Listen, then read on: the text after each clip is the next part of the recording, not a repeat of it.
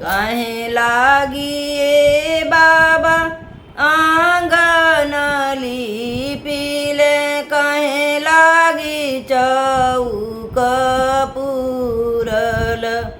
अरे काहे लागी ए बाबा सोनवा संकल्पिल, काहे लागी देई कन्यादान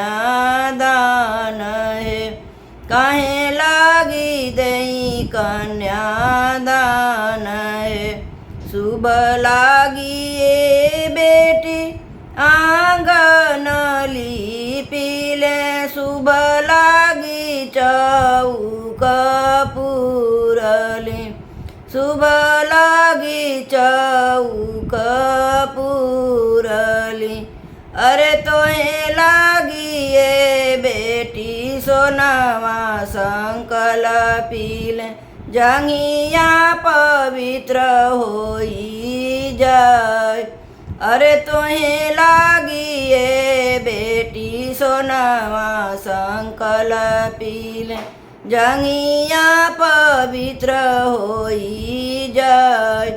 इतना बचन जानकी सुनऊ न पावेली, मनवा में करेली विचार, मनवा में करेली विचार। अरे ब्रह्मा विष्णु हो गोत्र रहनकार, नाही होई है जानकी कबीबा, नाही होई है जानकी कबीबा। लिखी चिठिया राजा रामचंद्र भेजेल, देवे के जानकी जी के हाथ हो। लिखी चिठिया राजा रामचंद्र भेजेल, देवे के जानकी जी के हाथ हो। अरे हमारो कामिनी जग जनी नासौ, हंसलय अवधपुर क लोग, हंसलय अवधपुर क लोग। इतना बचन जानकी सुनऊ न पावेली, मनवा में करेली विचार, मनवा में करेली विचार।